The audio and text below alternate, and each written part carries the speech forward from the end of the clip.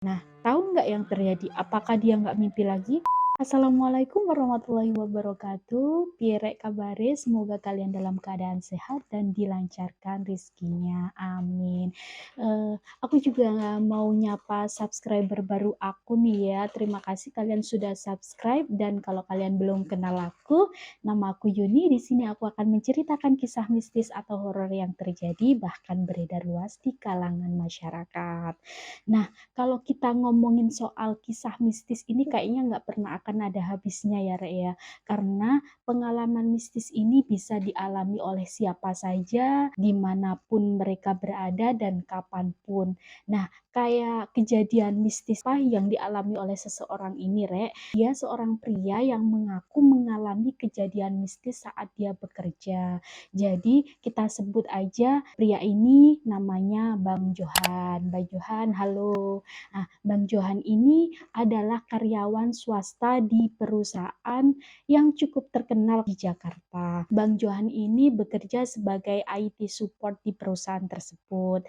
Dan kerjanya Bang Johan ini kantornya ada di lantai 2 dari 15 lantai, Rek. Dan Bang Johan ini ruangannya ada di sudut pojok, jadi posisinya ini agak nyempil lah ya dari teman-temannya itu. Dan ruangannya si Bang Johan ini kan ada di pojok dekat sama lorong dan musola. Jadi kalian bisa membayangkan ya, Rek ya, posisinya ruangan Bang Johan tersebut.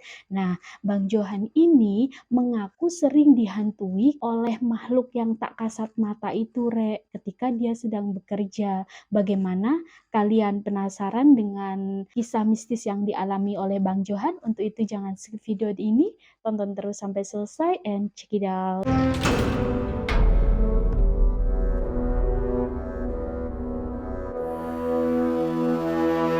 Oke, kisah mistis yang pertama ini dialami oleh Bang Johan ketika waktu itu Bang Johan lagi lembur nih ya, sekitar jam 2 sampai jam 3 dini hari. Tiba-tiba si Bang Johan ini melihat ada sosok bayangan yang mengitari dirinya, bahkan itu sampai berulang-ulang kali gitu. Bang Johan heran, ini bayangan apa ya? Kok dari tadi kok mengitari aku? Dan dilihat kanan kirinya juga nggak ada siapa-siapa, lagi sepi-sepinya waktu itu. Dan ketika dia menengok, oh mungkin lampu, mungkin ya lampunya yang lagi goyang-goyang katanya. Ketika dia menengok ke atas melihat lampu, lampunya juga lagi baik-baik saja, nggak ada goyang-goyangnya. Terus bayangan apa itu katanya Bang Johan. Tapi di situ Bang Johan tidak menghiraukannya. Ya udahlah, nggak apa-apa, biarin aja. Itu yang pertama. Dan pengalaman mistis yang lainnya itu dirasakan ketika waktu itu dia ini, Bang Johan ini lagi telat pulang ke rumah. Maksudnya dia masih stay di kantor gitu ya sendiri, teman-temannya sudah pulang pulang pada pulang lah, sepi otomatis kan ya. Gak ada angin, gak ada hujan, Rek. Tiba-tiba lampu di kantornya itu padam alias mati. Tapi anehnya si printer yang ada di sebelahnya Bang Johan ini tiba-tiba hidup, Rek. Jadi printernya itu bisa hidup sendiri padahal ruangan itu gelap kondisinya. Bahkan tidak hanya nyala saja, Rek, tapi printer itu bisa beroperasi sendiri gitu ya. Kayak ada orang yang mengoperasikan printer tersebut. Bahkan itu ada beberapa kertas yang keluar dari printer tersebut. Nah, di situ Bang Johan mulai aneh nih. Kok kayaknya banyak gangguan ya di sini? Apakah mereka lagi say hi sama aku karena aku karyawan baru gitu ya, pikirnya Bang Johan seperti itu. Ya, diabaikanlah sama Bang Johan. Dah, ketika itu setelah ada kejadian-kejadian seperti itu, Bang Johan ini kerap kali digoda sama makhluk-makhluk tak kasat mata itu, Rek. Contohnya tiba-tiba ada suara ketukan keras dari kaca gitu loh, Rek. Kayak ada kaca yang diketuk gitu. Tak tak tak tak. Ditengoklah sama Bang Johan ya waktu itu, menengok ke kanan, ke kiri, ke belakang mencari sumber suara itu ternyata nggak ada. Terus tiba-tiba diketokkah lagi. Tak tak tak.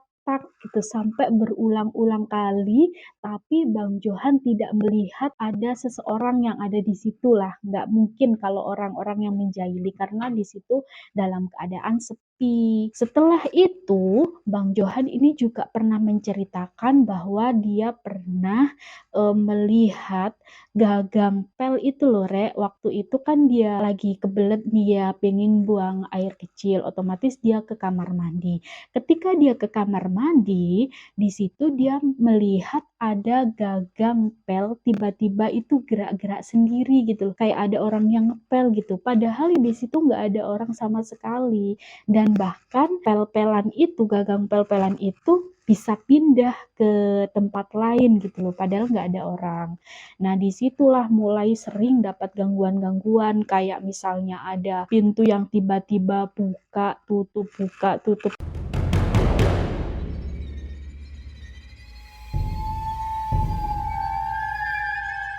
Padahal pintunya itu cukup berat, kalau misalkan kena angin juga nggak mungkin lah pintu itu bisa bergeser sendiri, karena itu pintunya berat sekali gitu katanya Bang Johan. Di awal tadi kan sudah aku ceritakan bahwa si Bang Johan ini kerap kali lembur, otomatis dia bermalam di kantornya, jarang pulang lah si Bang Johan ini.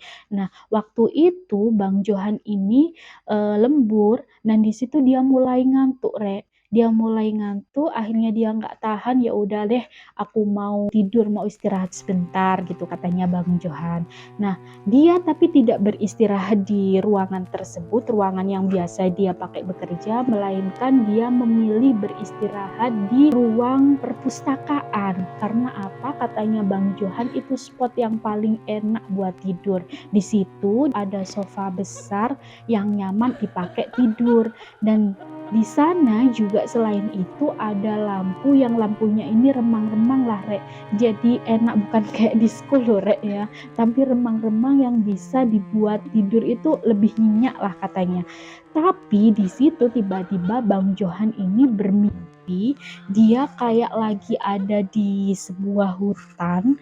Di hutan itu dia sedang jalan sendirian gitu ya. Nah, nggak tahu kenapa, nggak tahu datangnya dari mana, tiba-tiba dia melihat ada sosok yang dengan cepatnya nyamperin dia. Ketika sosok itu mendekat berhadap-hadapan dia sama Bang Johan itu sangat kaget, Rek.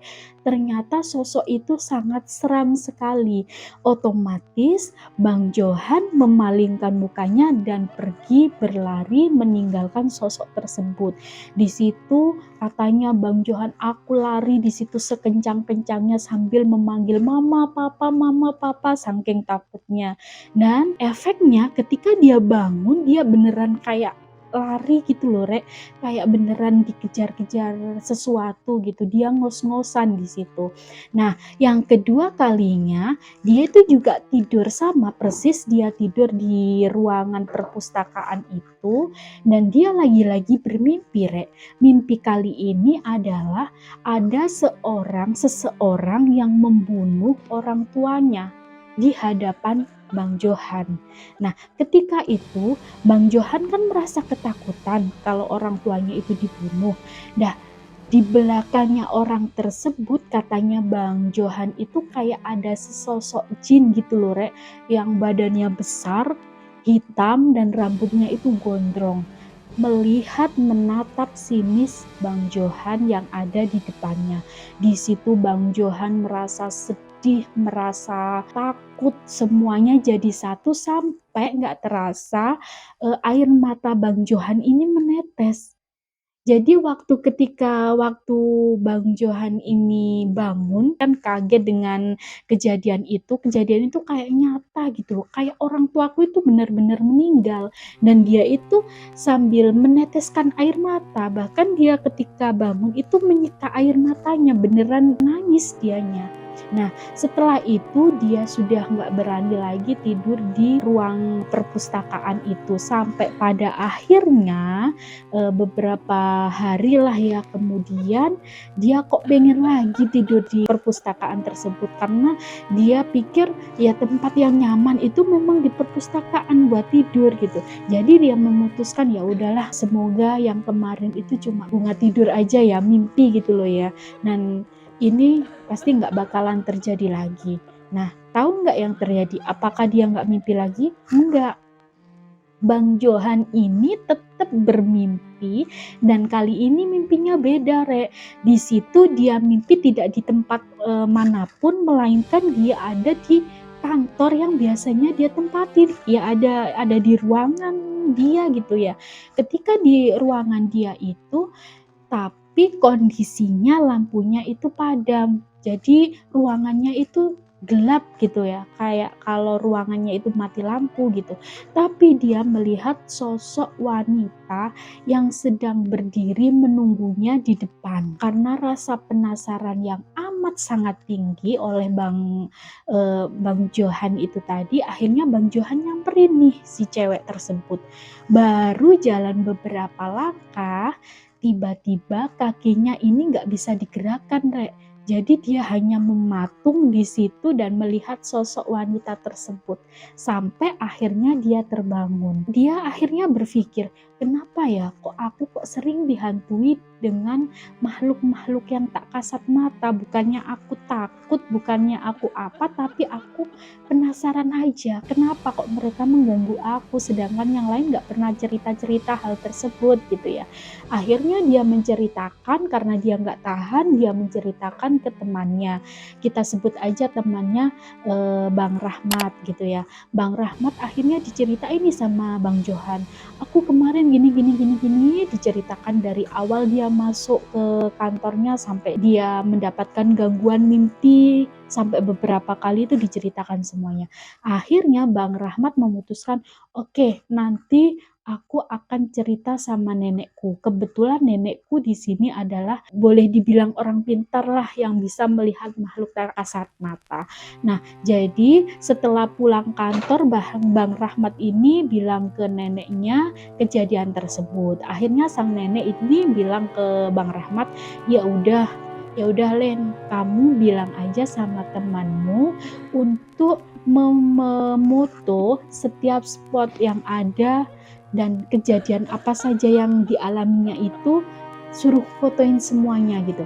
Jadi di situ Bang Johan fotolah itu ruang kerjanya, memfoto kamar mandinya, memfoto ruang perpustakaan dan lain-lain yang dianggap Bang Johan itu yang ada di mimpinya, baik itu yang nyata atau enggak, itu dia foto semuanya. Pokoknya spot-spot yang dianggap dia menyeramkan gitu ya. Setelah difoto, dikirimlah ke Bang Rahmat. Bang Rahmat pun meneruskannya pada si nenek. Dan nenek itu bilang setiap misalnya nih di ruang kerjanya Bang Rahmat, dia bilang, oh ini ada sosok-sosok seperti ini, di ruangan ini ada sosok-sosok seperti ini. Nah memang benar kejadian yang dialami oleh Bang Johan itu memang nyata, yang seperti yang dikatakan oleh nenek tersebut. Lalu security itu mendengarlah cerita dari Bang Johan. Akhirnya security itu bilang, oh iya aku pernah lihat nih sosok yang kamu maksud. Sosok yang mana ya? Sosok yang kamu omongin tadi, bahwasanya waktu itu aku nggak sengaja cek CCTV, ada sosok bayangan yang lewat di lorong dan masuk ke ruangan kerja kamu, yang persis yang kamu ceritakan, kamu sering melihat sosok bayangan yang warawiri lah di depan kamu. Nah seperti itu ceritanya. Apakah kalian punya pengalaman mistis, baik itu di kampus, di sekolah, maupun di tempat kerja? Kalau kalian punya, jangan lupa kalian komen di bawah ya. Kita nanti bisa sharing sama-sama. Oke, Rek, sekian video kali ini. Kalau kalian suka, jangan lupa like, subscribe, dan nyalakan tombol notifikasinya agar kalian tidak ketinggalan dengan video-video mistis berikutnya. Oke, sekian.